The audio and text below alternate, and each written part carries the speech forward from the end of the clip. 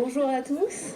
Je m'appelle Estelle Garnier, je suis la directrice opérationnelle du campus des métiers des qualifications Bioéco Academy, qui est en fait un réseau d'établissements d'enseignement du secondaire et du supérieur dédié à la bioéconomie.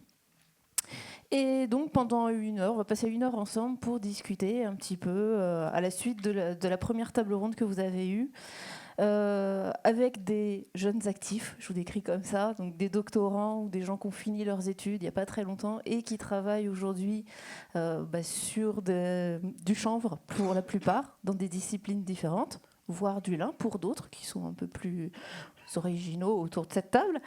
Et donc on va discuter avec eux de leurs projets, revenir un petit peu sur leur parcours, et puis leur activité aujourd'hui, leur activité au sein, comment elle s'inscrit au sein de l'institution auquel elles et ils appartiennent, et puis parler un peu de leur perspective aussi.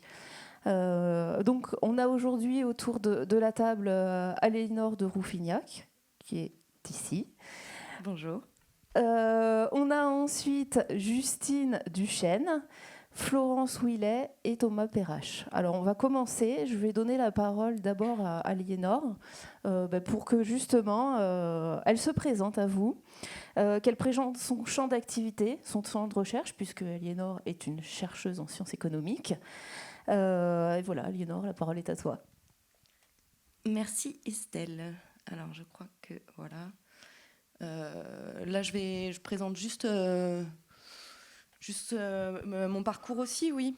Oui, ton parcours en tant que chercheur, voilà, ce que tu fais aujourd'hui, les études que tu as fait précédemment. Actuellement, je suis en post-doctorat à l'Université du Littoral Côte d'Opale à Dunkerque. Et je suis chercheur associé aussi à l'Université de Reims-Champagne-Ardenne à l'URCA. On va peut-être remonter au tout début. Après le bac, moi, j'ai fait un diplôme d'ingénieur en agrodéveloppement international. Moi, j'étais beaucoup attirée par l'agronomie, l'agriculture, sur les terrains tropicaux. Et à la suite de ça, j'ai fait un master en gestion des écosystèmes et forêts tropicales encore. Et c'est à la suite de ça que j'ai rencontré Martino Niedu, qui m'a proposé un doctorat sur les forêts, mais boréales. Donc j'ai accepté. Et en fait, ce doctorat-là, c'était sur les mutations de la filière forêt-bois. Par rapport donc à la bioéconomie et au développement des bioraffineries. Et c'est ça qui me plaisait beaucoup. Et donc, j'ai fait ce doctorat à l'Université de Reims-Champagne-Ardenne au sein du laboratoire Regard, en codirection avec INRAE à Bordeaux, puisqu'ils étaient positionnés donc, au plein cœur de la forêt des Landes. Et j'ai donc fait une comparaison entre les forêts québécoises et les forêts landaises sur la mutation de ces trajectoires de filière. Et en fait, donc, c'est au cours de ce doctorat qu'on a développé en fait, une espèce de méthodologie d'analyse de filières qu'on a en fait appliquée au sein du projet Améléka avec Jérémy Bastien et Romain Debrest que vous venez de voir. Et donc, on a appliqué à la filière chanvre pour étudier justement cette filière chanvre en France. Quelle est sa structure, quelles sont la gestion des ressources renouvelables qui sont associées, les business models de ces bioraffineries qui se développent au sein de ces filières, et aussi de la gouvernance territoriale ou design territorial, comme on a dit tout à l'heure, pour voir en fait comment tous ces nouveaux acteurs rentrent en jeu. Et donc pour actuellement, dans mon postdoc à l'Université du Littoral Côte d'Opale, on continue ces travaux-là en se posant cette question aussi dans ces nouvelles trajectoires et dans la construction de nouvelles filières. Comment est-ce qu'on peut témoigner de la durabilité de ces nouvelles filières, parce que c'est en bioéconomie, donc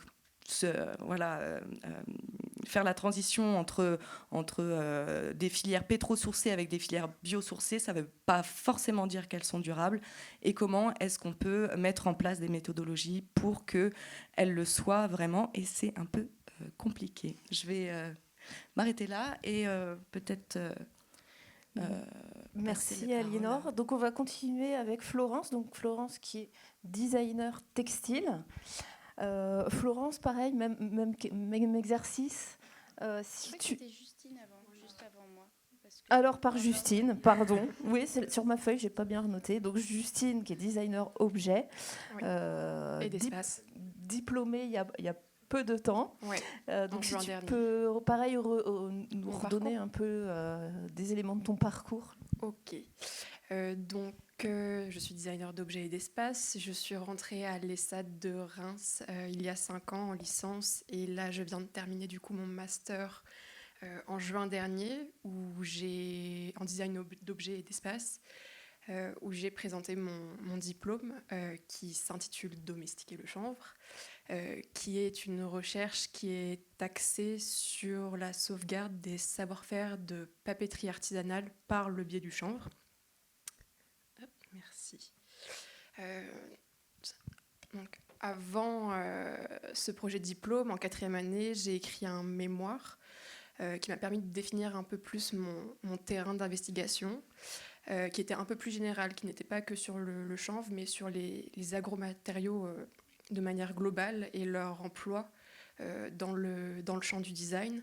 Et donc du coup, j'ai mené un état des lieux sur l'emploi des matériaux dans les processus de conception et de production dans le champ du design, ce qui m'a permis de déconstruire aussi plein d'a priori, on parlait d'a priori tout à l'heure, plein d'a priori que j'avais sur ces matériaux d'origine végétale. Je me suis questionnée sur comment le designer pouvait s'inscrire dans ces filières qui sont déjà constituées, quelle place il pouvait avoir, et comment aussi ces matériaux pouvaient être moteurs de création. Qu'est-ce que la matière pouvait raconter au-delà de son éco-responsabilité, qu'est-ce que, en termes de, pas seulement de technicité, mais sur le plan plastique, sensible, qu'est-ce que la matière, quelle narration on peut avoir à travers le biais de la matière.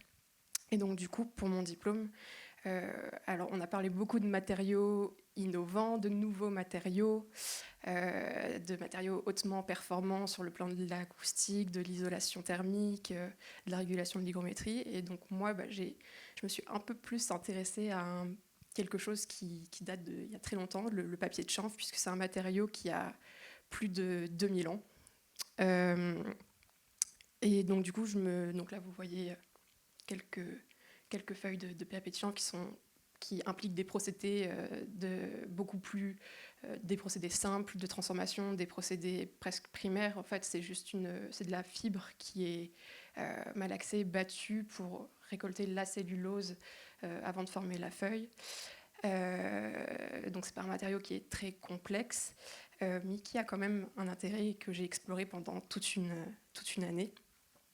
Il faut savoir qu'en France, ce savoir-faire, il est incarné par une dizaine de moulins qui survivent plutôt face aux papiers qui sont proposés justement par les papetiers semi-industriels et industriels. Ils ne sont pas assez concurrentiels en termes de prix, donc ces moulins se sont plutôt réorientés vers des activités muséales plutôt que faisant passer les activités de production au second plan. Et donc du coup, moi je me suis positionnée en tant que designer.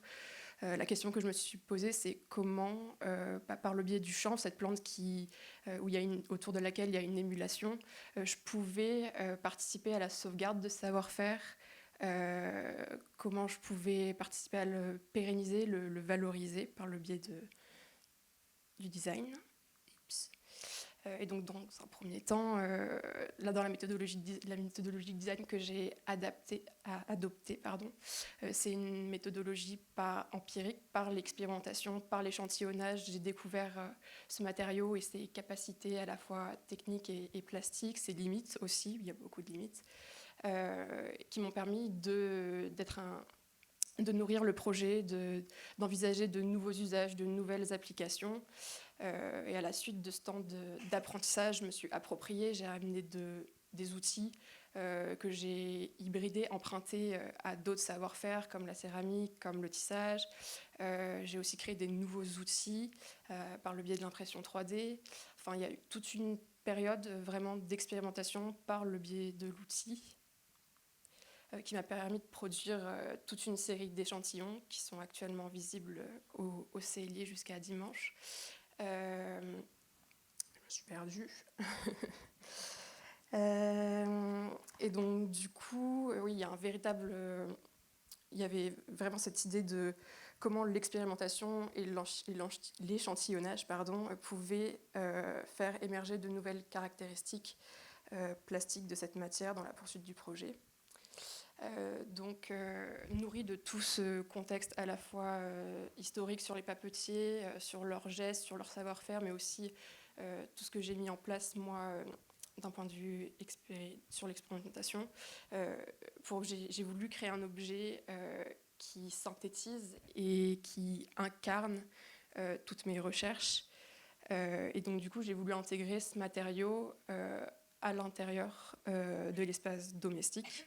Et donc, je me suis appuyée à la fois sur ses qualités acoustiques, sur ses qualités aussi de filtrante, pour créer, en termes de visuel, de lumière, pour créer une étagère qui se veut presque comme un élément d'architecture, un peu à l'image vous devez sûrement avoir ces images en tête, des parois qu'on a dans les habitats traditionnels japonais à base de papier washi. Qui permettent d'ouvrir et de fermer les espaces traditionnels. Du coup, moi, j'ai, dans cette idée, créé un panneau en papier qui puisse se manipuler, qui permette d'ouvrir l'objet complètement, comme on le voit en bas, mais aussi de le refermer pour dessiner des espaces à l'intérieur de l'habitat. Une sorte de cloison en soi, mais qui a un rôle, qui raconte, qui incarne tout un contexte que j'ai précédemment énoncé, mais qui aussi a un rôle utilitaire, un rôle fonctionnel, et qui permet aussi de mettre en avant ce savoir-faire de papeterie artisanale. Voilà. Merci Justine. On continue avec Florence. Donc Florence Ouillet, designer textile. Oui, alors bon, j'ai fait une petite page. J'ai été diplômée de la Haute École des Arts du Rhin à Mulhouse l'année dernière, de mon master. Donc j'ai commencé mes études par un BTS design de mode à Nîmes. J'ai intégré ensuite la Haute École des Arts du Rhin en deuxième année en design textile, et donc j'ai fait les 4 ans jusqu'au master. Et en fait, durant ce cursus à la HIR, je me suis spécialisée dans les fibres naturelles, donc plus particulièrement la laine, le chanvre et le lin. Donc j'ai développé plusieurs recherches au cours de mon cursus, et je me suis notamment spécialisée dans la technique du feutre par voie humide. Donc le feutre par voie humide, c'est en fait une technique qui n'est possible qu'avec la laine, puisqu'elle est composée d'écailles. Et c'est un non-tissé qu'on obtient en amalgamant les fibres par humidité et frottement. Et en fait, c'est un procédé technique que j'ai exploré avec le chanvre également au cours d'un workshop qu'on a mené avec l'ESSAD en 2019, dont je développerai peut-être la portée un peu plus tard dans la présentation. Aujourd'hui, je suis salariée dans une entreprise artisanale qui s'appelle HL, donc comme les initiales d'Héloïse Levieux, qui est la fondatrice de la marque, où nous sommes spécialisés dans la fabrication du feutre de laine, où on valorise essentiellement les laines bretonnes.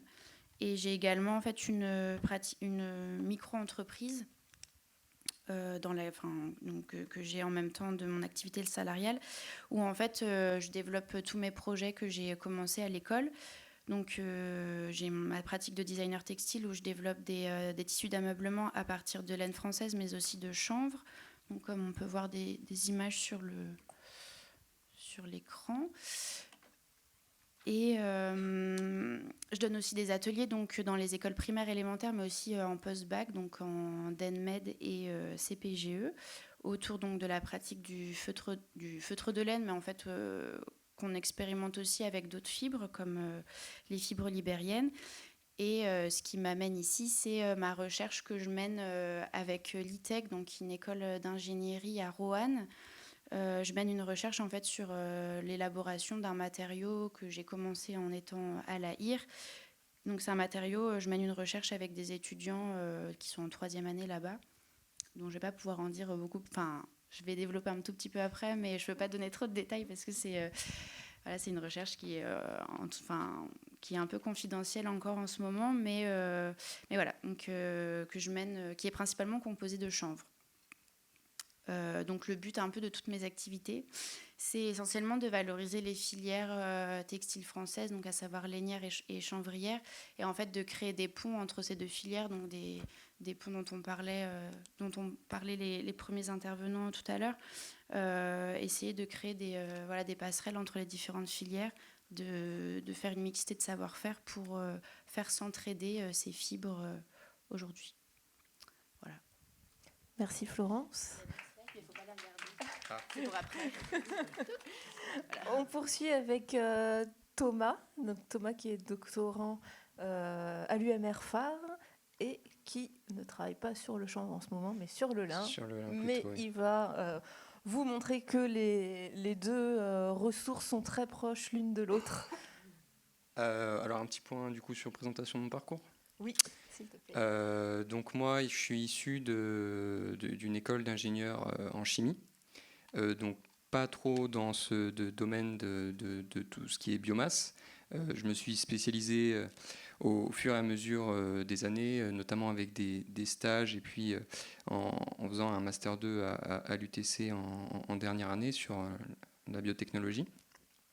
Et donc actuellement, je suis effectivement en thèse sur le lin et donc pas sur le chanvre, mais pas de souci puisque comme on a entendu hier, il n'y a pas de lien de rivalité entre ces deux plantes, mais plutôt un lien de complémentarité. Et donc ce lin, ce que je fais dessus, c'est deux axes de recherche différents. Donc un premier point qui va parler de tout ce qui est qualité. Alors tout à l'heure, il y a une demi-heure à peu près, on a entendu un petit peu tout ce qui était sur la variabilité de cette matière. Donc c'est quelque chose qui m'intéresse, qui est central dans ma recherche. Et donc j'essaye d'homogénéiser celle-ci et d'améliorer cette qualité. Et puis le deuxième point, ça va être de donner une nouvelle dimension à cette matière avec des nouvelles propriétés fonctionnelles qu'on va pouvoir obtenir en greffant de certaines molécules. Donc pour les nommer, des propriétés anti-UV, antioxydantes, voire antimicrobiennes. Et le tout en utilisant des procédés les plus vertueux possibles, en utilisant donc des biotechnologies, des enzymes et des ultrasons. Je ne ferai que les nommer, je ne vais pas vous expliquer, je ne vais pas vous perdre. Et donc pourquoi ces procédés les plus vertueux ? Comme vous l'avez compris depuis hier, ces plantes sont vertes d'un point de vue environnemental, elles ont un très bon impact. Le but, ça va être d'améliorer leurs caractéristiques, mais sans pour autant impacter trop cette histoire d'empreinte environnementale. Donc si on fait un schéma assez rapidement, sur la gauche, ce que vous allez pouvoir voir, c'est un schéma de la filière lin-fibre. Donc du bas de la partie des agriculteurs avec le développement de la plante jusqu'à certains industriels avec ce qu'on nomme le teillage dans le cas du lin. L'obtention de nos fibres qui vont par la suite, avec divers procédés, pouvoir être valorisées dans le domaine du textile ou des matériaux. Et donc moi, comme on peut voir sur le schéma, j'agis sur cette matière centrale, directement sur cette fibre. Dans un premier temps, pour homogénéiser la qualité et l'améliorer. Donc ça passe par l'affinage, comme l'a rapidement décrit Nicolas Brosse tout à l'heure. Et puis l'axe numéro 2, donc c'est toujours sur ces fibres, ça va être de venir greffer, comme je l'ai dit, des molécules, et plus particulièrement des molécules qui vont pouvoir être biosourcées et qui vont pouvoir être issues de ce qu'on nomme les annas de lin, qui sont en fait la partie boisée de la tige, pour en obtenir des propriétés qui vont pouvoir être valorisées dans le domaine des matériaux, par exemple. Après, j'avais fait un truc sur le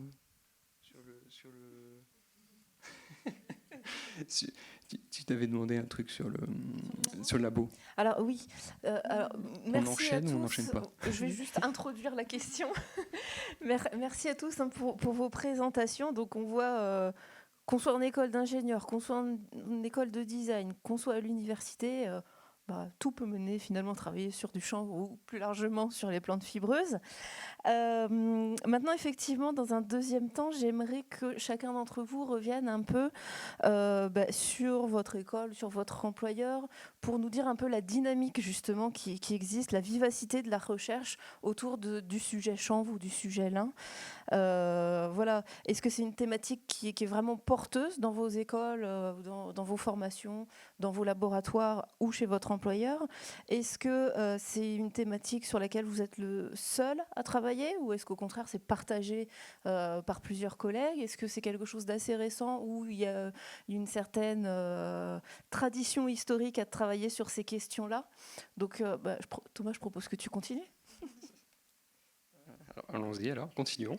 Alors, au niveau des recherches de cette UMR phare, alors non, on ne travaille pas uniquement sur le chanvre et le lin, sur les plantes à fibres globalement.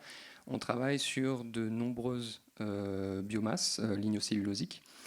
Et en fait, globalement, les thématiques vont être autour de l'étude de la déconstruction biologique de ces biomasses pour pouvoir les valoriser ultérieurement dans des agromatériaux, par exemple, mais en tant que aussi biomolécules, molécules d'intérêt.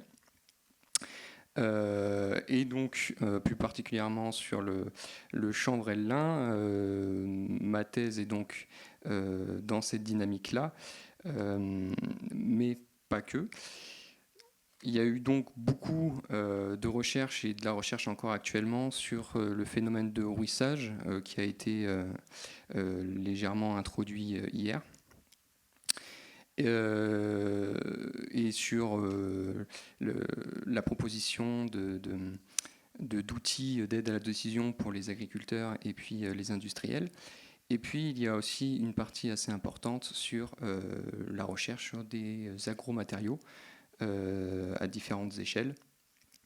Et voilà. Merci. On peut poursuivre avec les filles, comme ça on va remonter le PowerPoint. Ah oui, moi il faut que je revienne en arrière. Désolée pour ce...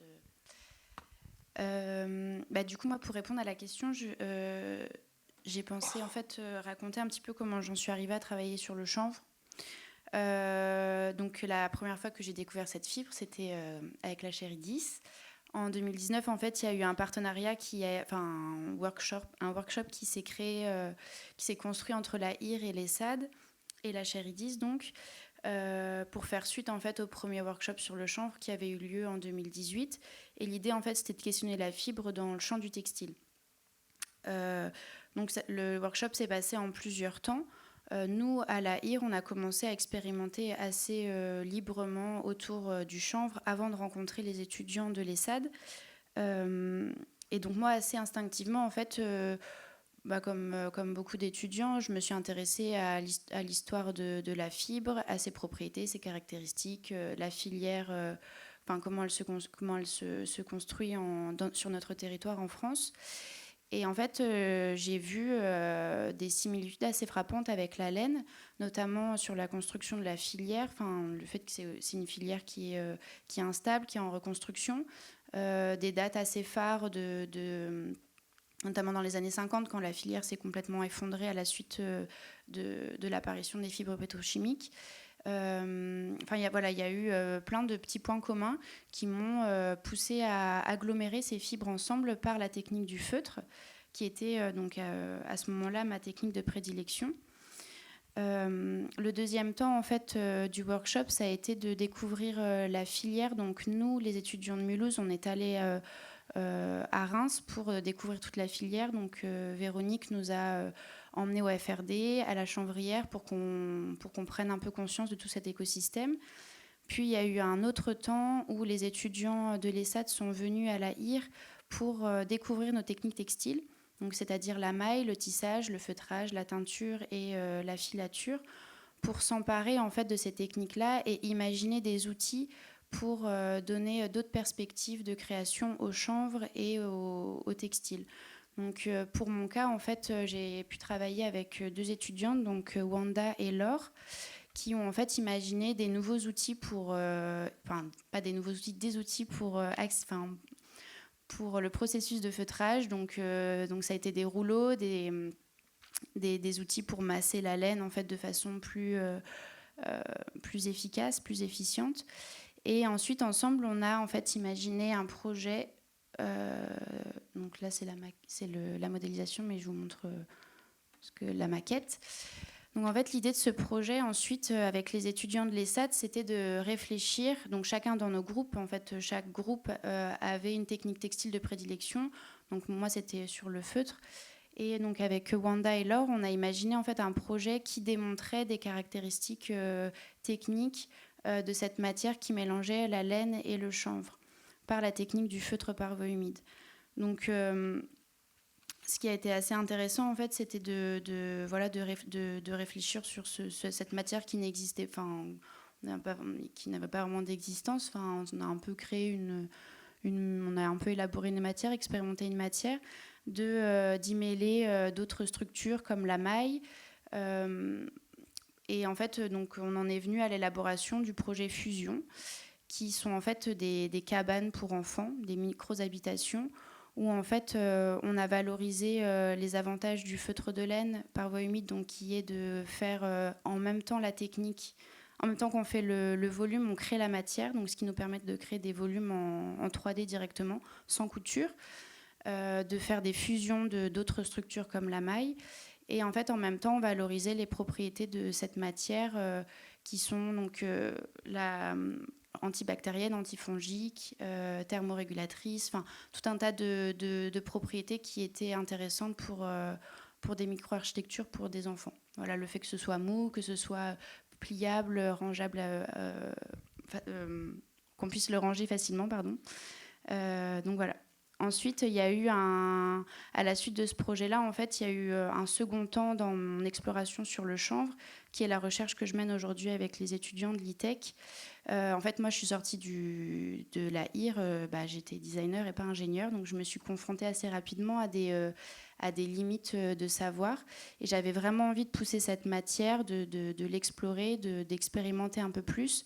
Et donc, j'ai proposé à l'ITEC de Roanne mon projet. Et donc, ils ont été assez enthousiastes et ils m'ont proposé de travailler en fait avec un groupe d'étudiants de 3e année sur cette recherche-là. Donc, il y a eu plusieurs temps, c'est encore en cours.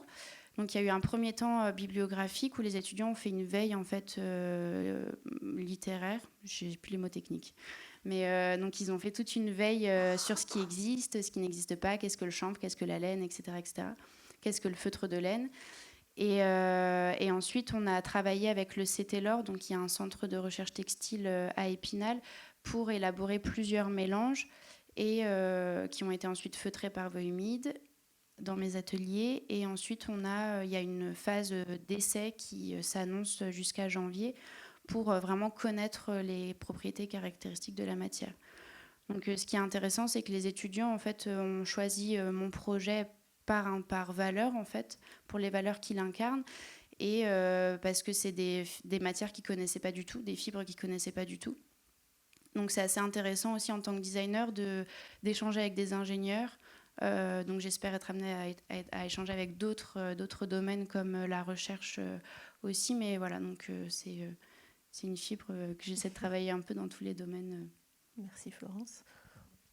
On poursuit avec Justine, donc peut-être revenir sur le chanvre à l'ESSAD. Ouais, à l'ESSAD. Donc pendant mon... J'ai pas de visuel. Donc, T'as des visuels ? Non. Et comme ça, je remets sur ça. Alors, du coup, moi, pendant toute la durée de mon diplôme, j'ai été accompagnée par Véronique Maire de la Chéridis, donc, comme vous le savez, qui a déjà travaillé auparavant sur mener des projets de recherche sur le chanvre avec notamment 2 promotions d'étudiantes. Donc c'est vrai qu'à l'ESSAD, par le biais de ces 2 projets, mais aussi par l'exposition qui en a découlé quelques temps après, puis aussi par le livre, c'est vrai qu'on est assez sensibilisé à cette ressource qui est présente sur le territoire sur lequel l'école est implantée. Donc c'est vrai que de façon assez naturelle, de façon assez naturellement, j'ai été amenée à m'intéresser au chanvre de par tout ce travail, qui a aussi le travail de la Cherdis, qui avait aussi, pendant mon temps d'écriture de mémoire, été source de référence. Le projet de Florence, parmi tant d'autres, il y avait aussi les projets sur le béton chanvre. Et donc, la Cherdis, ça m'a aussi, d'autre part, apporté un accompagnement matériel, puisqu'elle m'a permis d'avoir des fibres, de pouvoir du coup rentrer assez rapidement dans l'expérimentation. Mais Véronique, elle m'a aussi apporté tout un pan de connaissances qu'elle avait déjà pu enregistrer avec les 2 projets précédents qui m'ont vraiment aidé à mener mon projet à bout. Merci. Aliénor, je vais te donner mon micro. Pour toi, le chanvre au sein de l'université de Reims, du Labo Regard, puis peut-être aussi à l'université du Littoral, c'est quelque chose qui est marqué, qui est historiquement marqué. C'est pas quelque chose de nouveau. Je te laisse nous en dire quelques mots. Alors, je vais juste remettre la slide. Oh non. Parce que donc, mon post-doctorat, il a été réalisé au sein du projet Améléka. Donc, Jérémy en a un peu parlé tout à l'heure. Et en fait, ce projet-là, je vous le concède, on n'a pas trop respecté la parité, mais quelque chose qui a été très intéressant, c'est qu'on a quand même respecté la transdisciplinarité. Alors, donc, effectivement, il y a eu des économistes de l'université de Reims-Champagne-Ardenne, du laboratoire Regard. On a travaillé avec des pharmacologistes de l'ICMR, aussi à Reims. Et on avait donc encore un autre économiste de Regard, Franck-Dominique Vivien. Et on a travaillé aussi, pas que avec Reims, mais aussi la Picardie, avec un gestionnaire de Unilassal, une école d'ingénieurs à Beauvais, et un sociologue du CURAP et de l'université de Picardie, Jules Verne. Donc c'était très intéressant de travailler avec autant de disciplines, justement pour avoir un regard panoramique sur cette filière, de voir quelles étaient les interactions entre SHS et sciences dures. Et au niveau de l'historique, moi je vais surtout pouvoir vous parler du laboratoire Regard dans lequel j'ai fait, dans lequel s'inscrivait ce post-doctorat et s'inscrivait aussi ma thèse. Parce que finalement, la bioéconomie, les trajectoires de filière, c'est effectivement un sujet qui est assez ancien au laboratoire Regard. Et donc appliqué d'une manière générale au territoire et à l'agriculture ou à la forêt, mais spécialement effectivement à la forêt et au chanvre. D'ailleurs, Jean-Hugues Grenot disait que à part le chanvre, il n'y avait que le bois ou le lin qui avait autant d'usages, autant de propriétés chimiques et d'usages. Et donc, effectivement, au laboratoire Regard, il y a eu un travail sur la bioéconomie forestière, mais aussi sur le chanvre. Et avant ma thèse, même, il y a eu quand même ce travail sur le chanvre avec Martine Ognédu et une étudiante ici présente, qui effectivement, peut-être que tu peux nous en dire quelques mots, sur ce travail préliminaire qui a servi finalement quand même de base à appliquer toutes les recherches en économie du territoire et sur les trajectoires de filière par rapport à cette matière-là. Merci Aliénor. Juste donner une idée de date. Les travaux, on en discutait tout à l'heure avec Bernard, 2004-2005. Donc effectivement, c'est historique. Merci beaucoup. Peut-être pour rebondir sur ta présentation, là, d'Amelka, on voit la transdisciplinarité, l'interdisciplinarité en fait, qu'on peut trouver autour de cette ressource chanvre. Alors on en a parlé aussi dans la table ronde précédente, de l'importance de ces liens entre les disciplines. Moi, j'aimerais vous faire réagir, vous, voilà, par rapport à ce que vous avez entendu des présentations des uns des autres. Qu'est-ce qui vous semble intéressant? Qu'est-ce qui pourrait vous inspirer dans vos travaux? Qu'est-ce qui pourrait vous faire rebondir? Par exemple, Thomas qui travaille sur l'amélioration des fibres, finalement, est-ce que c'est des travaux qui peuvent intéresser les designers? La notion de filière que travaille Aliénor, voilà, là, on est sur des nouvelles valorisations, des nouvelles revalorisations, je ne sais pas comment on peut dire. Voilà, est-ce que toi, c'est quelque chose qui peut t'intéresser aussi? Donc là, je donne la parole à celle ou celui qui l'a vu. Qui se lance.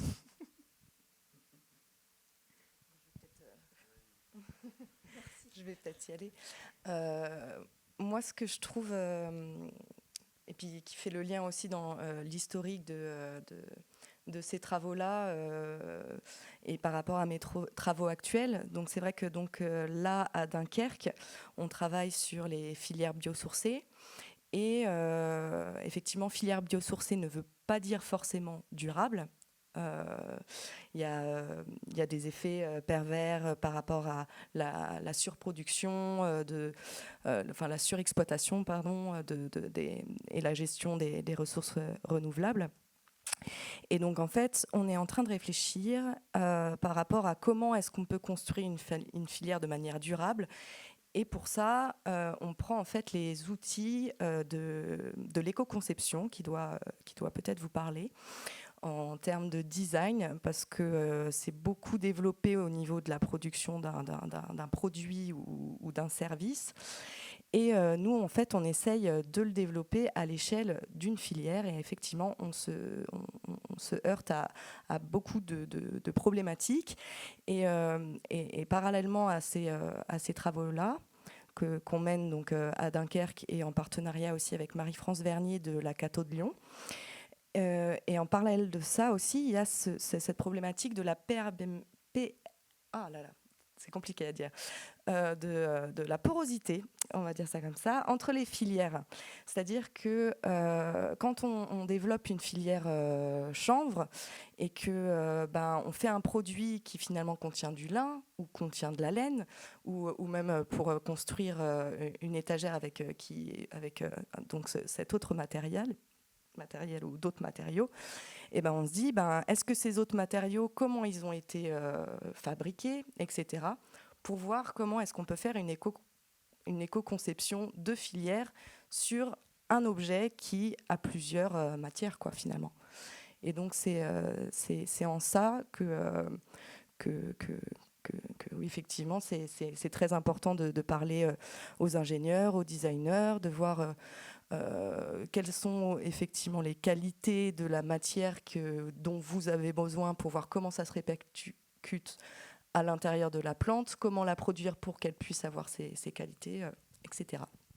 Donc, c'est en quoi je trouve ça très intéressant. Merci. D'autres réactions? Moi, ce que je trouve, pour ma part, intéressant, je suis d'accord avec ce qu'Aliénor vient de dénoncer. C'est aussi ce genre de réunion, en fait, permet aussi, en tant que designer dans une filière, ou lié à une fibre, de savoir ce qui se passe aussi. Parce qu'en fait, quand on est dans notre atelier ou dans notre région, pour ma part, la Bretagne, on ne sait pas vraiment ce qui se passe, les recherches qui sont menées. On s'y intéresse, mais tout n'est pas forcément publié ou... Voilà, il y a des choses qu'on manque. Et par exemple, je ne connaissais pas du tout le travail de Thomas. Donc, c'est assez intéressant de voir qu'en fait, il y a des études qui sont menées dans ce sens-là, notamment dans le textile, où on sait qu'on a on a vraiment du mal en tout cas, transformer les fibres en fils. Donc, pour le lin et le chanvre, c'est encore voilà, en expérimentation, c'est compliqué. Pour ma part, c'est pour ça que j'ai traité le chanvre sous forme de fibres brutes, parce que je ne voulais utiliser que des fibres françaises et non du fil filé en Chine ou ailleurs. Donc c'est assez encourageant, parce qu'on se dit qu'il y a, voilà, il y a encore des possibles à venir pour explorer ces fibres-là, en étant alliés justement avec des ingénieurs et des chercheurs autour d'une même fibre. Donc je trouve ça super.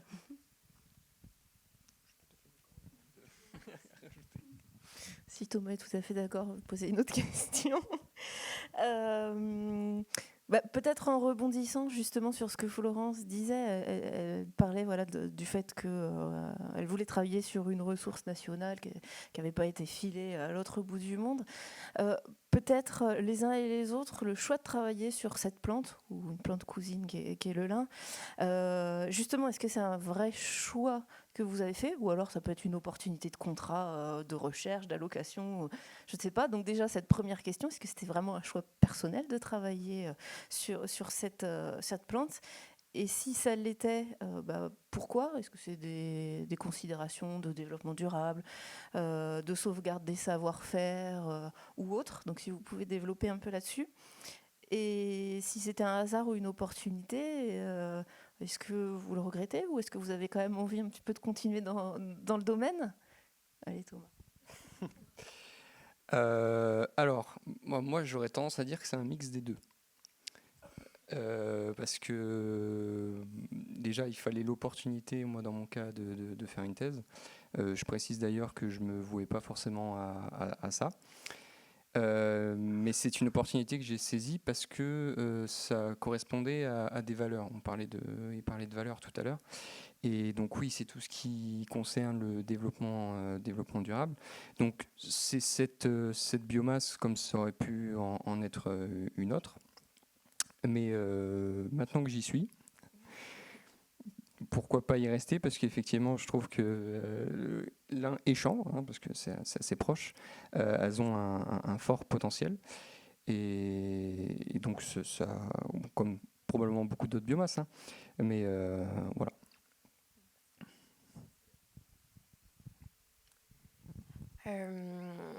Moi, oui, je me serais pas vue en fait travailler une autre fibre. C'est pas d'un point de vue déjà de cohérence par rapport justement aux enjeux de développement durable. Je me serais pas vue travailler sur une fibre qui est cultivée à des milliers de kilomètres, ou alors juste transformée, puisqu'il y a des fibres qui poussent sur le territoire français. Je pense notamment au lin, mais qui sont majoritairement filées en Chine. Donc c'est vrai que je ne me serais pas vue non plus travailler un savoir-faire qui n'était pas présent sur le territoire français, d'où mon choix de la papeterie. Donc c'était un choix juste cohérent par rapport à aussi mon éthique sur le plan de l'éco-responsabilité. Je ne me serais pas vue faire...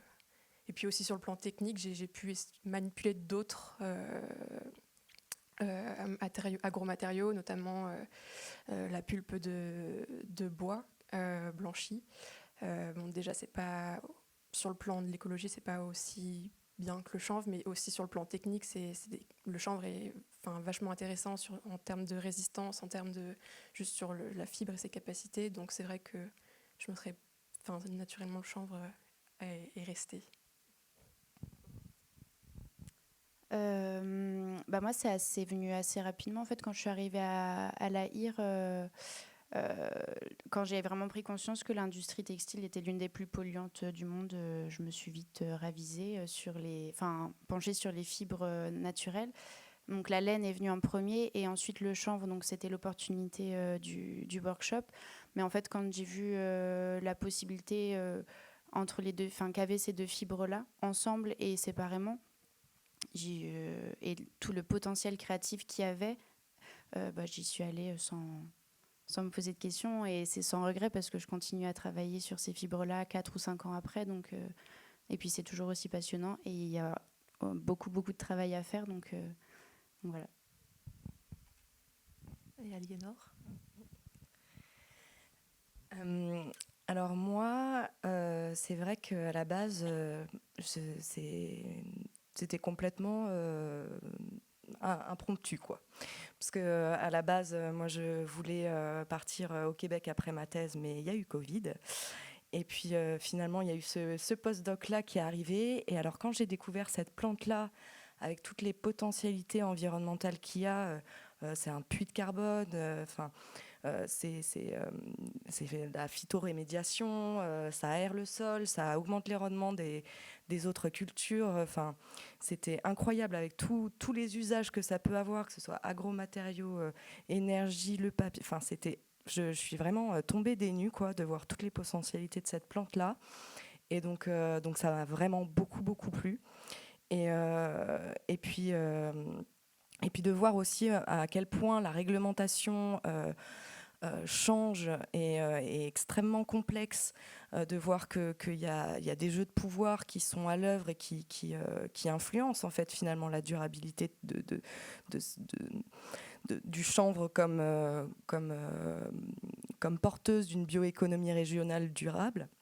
Et en fait, de voir à quel point ça change aussi vite et qu'il y a des contraintes de développement, d'usage, comme on l'a vu hier, par rapport aux molécules, au CBD, au THC, que ce soit le chanvre donc matériau, le chanvre bien-être ou récréatif ou thérapeutique, et de voir en fait cette évolution qui est en train de se faire. Moi, je trouve ça passionnant, et c'est pour ça qu'avec l'équipe, on va continuer nos recherches dessus. Merci Aliénor. Donc peut-être pour conclure, donc Aliénor, elle continue. Peut-être vous, voilà, quelles sont vos perspectives à moyen terme sur le sujet, puis peut-être aussi si vous avez une vision pour vos écoles, voilà, ou laboratoires. Bah, moi déjà, ça va être finir ma thèse, dans un premier temps. Et après, moi, je pense qu'il y aura quand même toujours un aspect d'opportunité, parce que c'est comme ça pour moi que ça fonctionne. C'est suivant les opportunités qu'on a et en fonction de nos valeurs, on va choisir la suite dans mon cas. Donc globalement, c'est rester quand même sur la valorisation de biomasse, en accord avec mes valeurs. C'est pas forcément bloqué sur le chanvre et le lin, tant que j'arrive à travailler dans tout ce qui est développement durable. Voilà. Pour ma part, ça va être d'observer la suite de la recherche, donc qui pour le moment, la date finale, le mois final, c'est janvier. Peut-être que ça va être reconduit si jamais il y a des perspectives positives sur cette recherche. Et dans un plus long terme, quelques années plus tard, j'aimerais beaucoup participer à la reconstruction de la filière laine et chanvre, et pourquoi pas remonter une manufacture de transformation des fibres. Donc ça, c'est un projet lointain, mais c'est un bel objectif. Pour ma part, moi, mon projet, il n'est pas, je pense, encore complètement abouti. Il y a tout un travail à effectuer, à retourner voir des papetiers avec qui j'ai déjà pu échanger pour pouvoir mieux l'aboutir, pouvoir perfectionner les panneaux en chanvre que j'ai développés, parce que pendant ce projet, moi, je me suis positionnée un peu comme designer, mais aussi / fabricante, alors que la véritable visée du projet, c'est de valoriser un savoir-faire qui est existant et donc du coup de faire travailler des papetiers sur ce projet. Donc la suite du projet s'effectuera, j'espère, avec eux, si j'arrive à les convaincre. Alors, merci à tous pour vos témoignages, vos présentations de projets personnels, professionnels qui sont très inspirants autour du chanvre. La commande, on finit autour de 17h. Donc pour le tour de table et l'animation, c'est bon. Maintenant, on va peut-être passer aux questions de la salle. Et donc on a, je pense, 10 minutes, un quart d'heure. Alors, est-ce qu'il y a des questions ? Vous avez 2 micros ? Ah oui, Romain, tu... Okay.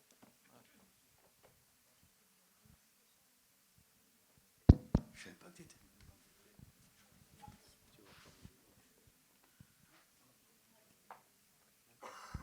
Y a-t-il des questions?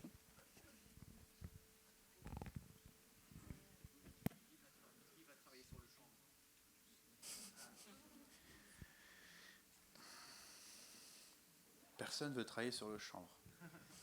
Après tout ce qu'on vient de vous dire depuis 2 jours. C'est pas inspirant? Si? Vous avez à la fois des designers, à la fois des économistes qui sont capables de travailler ensemble sur des sujets innovants. Donc quand même, qui a du chanvre chez vous? Est-ce que vous avez du chanvre? Ouais? Et personne ne répond, ça veut dire que oui, ils en ont, ils connaissent.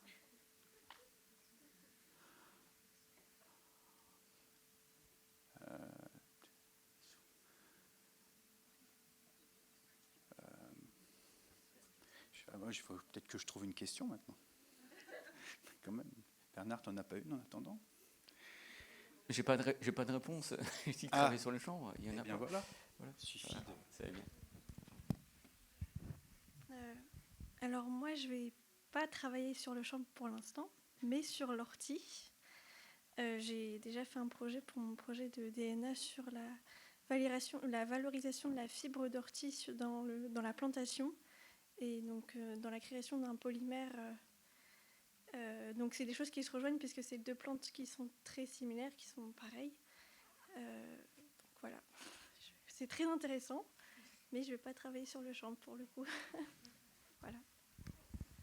Alors l'enjeu du séminaire aussi, c'était de décloisonner. Alors il y a le chanvre, mais il y a tout ce qu'il y a autour. Et on a bien un intrus du lin et l'ortie, mais il n'y a pas que ça, il y a plein d'autres choses encore qui peuvent être liées à la fibre, au matériau pour le design végétal. Le biomimétisme, est-ce que ça vous inspire? Les structures qu'on trouve justement dans les plantes, sur les feuilles, sur les tiges, dans les racines, etc. Est-ce que c'est des formes et des objets qui vous inspirent dans vos créations pour l'innovation, l'imagination et tout ça? Oh, alors, complètement, qui a dit... Alors, vous pouvez développer un peu? Bah oui.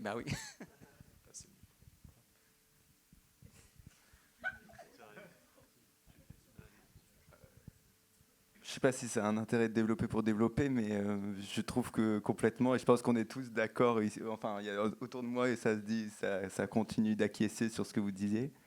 Je pense qu'aujourd'hui, on est obligé de retourner à une certaine proximité, en fait, recréer un vrai lien avec notre environnement, et au-delà de ça, de retrouver notre place au sein de l'écosystème. Et je pense que ça peut passer déjà par une reconnaissance des qualités qu'on retrouve autour de l'environnement, dans l'environnement végétal, animal, minéral, et tout ce qui en suit. Et en tout cas, merci beaucoup pour la présentation de vos projets. On a une question. Oui, alors j'ai une question. Est-ce que vous avez déjà travaillé avec des historiens? Parce que je sais qu'il y a des historiens des techniques et spécifiquement des historiens qui étudient les techniques textiles qui remontent parfois au Moyen-Âge. J'y ai pensé parce que Alicia a évoqué la fibre d'ortie. Et il y a pas mal justement d'historiens qui travaillent sur les techniques préhistoriques de filage, de tissage. Je me souviens qu'on a évoqué à un moment l'aspect historique et le fait que le chanvre est utilisé depuis des milliers d'années. Mais est-ce que justement vous avez pu travailler avec des historiens?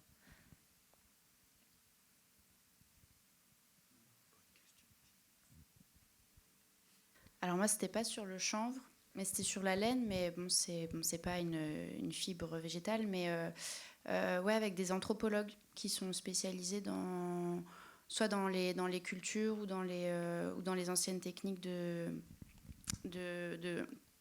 culture ou de production des fibres. Et justement, en fait, ce qui est intéressant, c'est que souvent, c'est des ouvrages un peu cachés, qu'il faut vraiment aller chercher, parce qu'ils sont plus édités, ils sont plus en bibliothèque, donc ils sont vraiment dans des lieux un peu reculés. Et en fait, justement, je pense comme tu l'évoques, on retrouve des techniques vraiment ancestrales ou des réflexes qu'on n'a plus du tout et qu'on avait avant avec ces fibres-là. Donc c'est sûr que c'est aussi un terrain d'exploration hyper intéressant, en tout cas pour le champ du design, mais j'imagine pour les autres domaines aussi.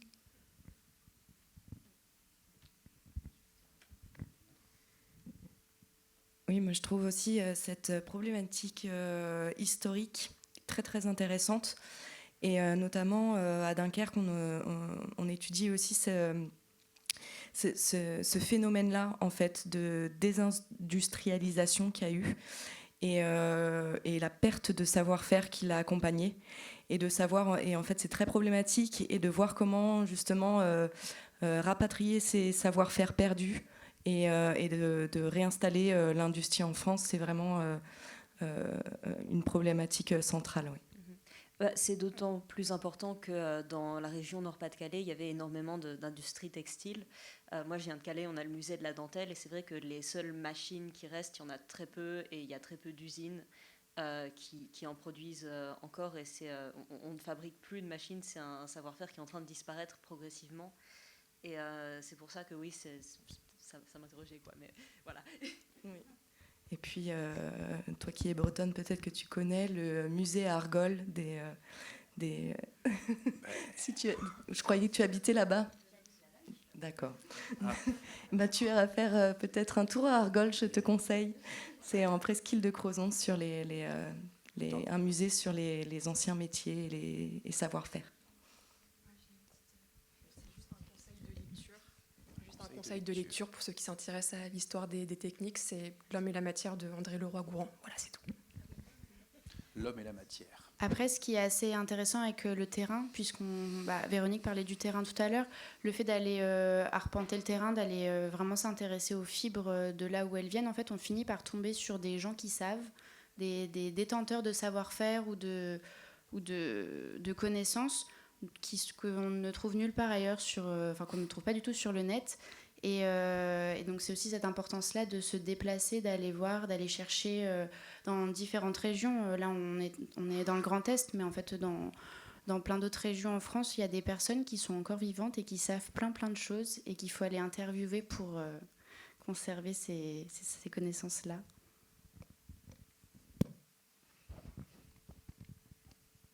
Avez-vous d'autres questions?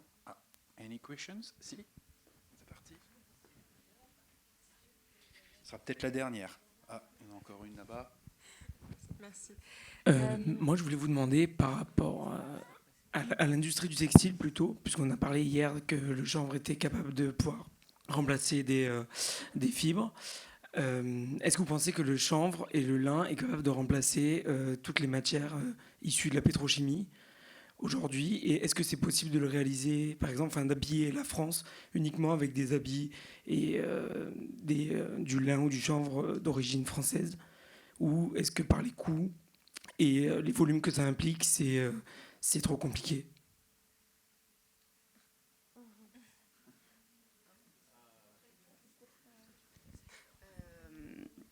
Je pense que c'est une question très complexe, parce que ça ne dépend pas que des problématiques de production. En fait, il y a toutes des questions économiques et politiques qui se cachent derrière celle que tu poses. Et c'est des questions que moi j'avais posées à des ingénieurs, des professeurs en ingénierie textile, qui m'ont répondu par la négative, qui m'ont dit qu'on ne pourra pas habiller dans quelques années la France avec le chanvre et le lin, que les polymères seront toujours présents. Et moi, j'aimerais croire l'inverse. Mais non, c'est très compliqué. Je pense que tu peux compléter. Disons, moi, je pense pas qu'on puisse tout remplacer avec le chanvre et le lin. Et je pense que c'est pas le but. Le but, c'est pas de tout remplacer, c'est d'aider, de remplacer, mais juste en partie. Donc la question est bonne. C'est pas d'habiller la France entière en lin, c'est d'avoir une part de marché plus importante de l'utilisation du lin. Par exemple, juste pour donner un petit chiffre, je connais sur le lin, je connais pas sur le chanvre. Dans le textile mondial, il y a moins d'1% qui est représenté par du lin.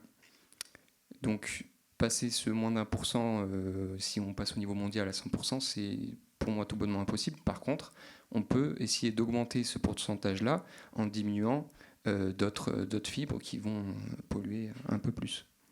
Voilà. Moi, j'avais une autre question. On nous a beaucoup parlé du béton de chanvre, mais on ne nous a pas dit c'était quoi ses caractéristiques, quelle était la différence avec le béton normal, et qu'est-ce que ça a apporté quoi, finalement de différent? Est-ce que l'un ou l'une de vous sait? Je reviens sur la scène. Alors, béton de chanvre, en fait, le terme béton n'est pas un terme déposé et spécifique au cimentier. Donc, en fait, un béton, c'est une association de granulats, sable et eau. Donc après, on fait du béton de chanvre, comme on va faire du béton de terre crue aussi. Donc on peut même faire un béton d'autre chose. Là, c'est libre à l'imagination. Et en fait, béton de chanvre, c'est de la chaux et des copeaux de chènevotte. C'est ce que tu peux voir derrière. Donc c'est la partie dure du chanvre qui est comme des petits copeaux de bois en fait. Voilà. Les capacités de ce matériau, elles sont effectivement en capacité hydrique. Donc c'est capacité à réguler la chaleur et l'humidité d'un espace. Donc on aura une température constante hiver comme été dans un bâtiment, par exemple. Ce seront des qualités acoustiques, puisqu'on a des finitions qui sont assez irrégulières, donc qui vont justement casser le son dans un espace. Ce seront aussi des qualités pour rendre l'air plus sain, tout simplement, et ainsi de suite. Une des contraintes de ce matériau, c'est qu'il doit être associé à une ossature. Donc ossature bois, ossature métal, coulé ou apparent. Et c'est pour ça qu'en fait, initialement, le béton de chanvre a trouvé ses premières applications en remplacement du torchis sur les bâtiments en pan de bois. Voilà. Et juste pour préciser aussi, c'est un nouveau matériau. C'est-à-dire ça n'a pas d'histoire, ça date d'il y a 40 ans à peu près, mais pas plus vieux que ça. Donc du coup, le recul sur le matériau, on ne peut pas le comparer avec nos bétons et ciments traditionnels qui sont utilisés. Voilà. Donc c'est aussi ça qui fait un espèce de décalage avec toutes les questions qui sont portées par ceux qui essaient de développer ces matériaux-là avec l'existant. Alors, je vous ferai juste un commentaire sur le remplacement. Il ne s'agit pas de remplacer quand on est dans la bioéconomie, il s'agit de changer un système.